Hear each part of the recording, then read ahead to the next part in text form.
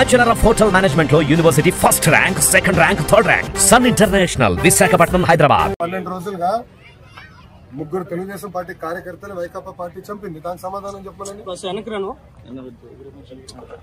దుమ్మపూడి మంగళగిరిలోనే minority సోదరుని వైకాపా నాయకుడు చంపాడు. బ్యాట్ పట్టుకుని కొట్టి చంపేశాడు.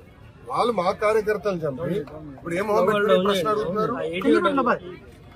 ఈ రోజు కూడా తాడిపత్రిలో మా కార్యకర్తను చంపేశారు. చంద్రబాబు నాయుడు గారు ఓర్పు సహనంతో మమ్మల్ని ఉండమన్నారు కనుక ఓర్పు సహనంతో ఉన్నాం. లా అండ్ ఆర్డర్ మెయింటైన్ చేయమన్నారు కనుక మేము ఎక్కడ ఇష్యూ చేయట్లా. మంగళగిరిలో కూడా లా అండ్ ఆర్డర్ ఉండాలి, నేను ఇష్యూ చేయట్లా. చెప్తున్నా, మిమ్మల్ని అడుగుతున్నా, ఎక్కడండి వైకాపా కార్యకర్త ఎవరు దెబ్బ తగిలింది, ఎవరిని చంపే మేము ఒక్కటి జోలికి వెళ్ళాం. మేము వాళ్ళు ముగ్గురు మమ్మల్ని చంపి తిప్పి మా పైన ఆరోపణ చేస్తాం. కరెక్ట్ గా రుషికొండ ప్యాలెస్ బహిర్గతం అయింది.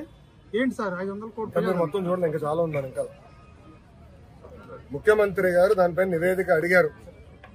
ఎంత ఖర్చు అయింది, దేనికి ఖర్చు పెట్టారు, మొత్తం డీటెయిల్స్ అడిగారు. ఇంకా రావాల్సిన అవసరం ఉంది. ఇదే కాదు, ఇలా చాలా కట్టినట్టున్నారు. అన్ని వివరాలు వచ్చిన తర్వాత ప్రజల ముందర పెడతాం. వాళ్ళ ఇంట్లో కూడా ఫర్నిచర్ 46 కోట్లు ఉందంట. మరి కోడలి శివప్రసాద్ అదే కేసులో ఆత్మహత్య చేసుకున్నారు. అదంతా అధికారులు వాళ్ళ ప్రాసెస్ వాళ్ళు ఫాలో చేసుకుంటారు. 12 రోజులుగా ముగ్గురు తెలుగుదేశం పార్టీ కార్యకర్తలు వైకాపా పార్టీ చంపింది. దానికి సమాధానం చెప్పాలని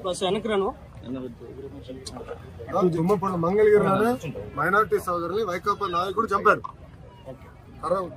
బ్యాట్ పట్టుకుని కొట్టి చంపేశాడు. వాళ్ళు మా కార్యకర్తలు చంపి ఇప్పుడు ఏమో ప్రశ్న అడుగుతున్నారు. ఈ రోజు కూడా తాడిపత్రిలో మా కార్యకర్తను చంపేశారు. చంద్రబాబు నాయుడు గారు ఓర్పు సహనంతో మమ్మల్ని ఉండమన్నారు కనుక ఓర్పు సహనంతో ఉన్నాం. లా అండ్ ఆర్డర్ మెయింటైన్ చేయమన్నారు కనుక మేము ఎక్కడ ఇష్యూ చేయట్లా. మంగళగిరిలో కూడా లా అండ్ ఆర్డర్ ఉండాలి, నేను ఇష్యూ చేయట్లా.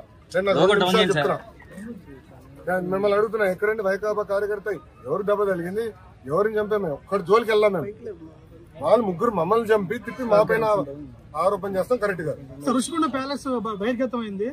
ఏంటి సార్ 500 కోట్లు మొత్తం చూడండి, ఇంకా చాలా ఉందని. ఇంకా ముఖ్యమంత్రి గారు దానిపైన నివేదిక అడిగారు.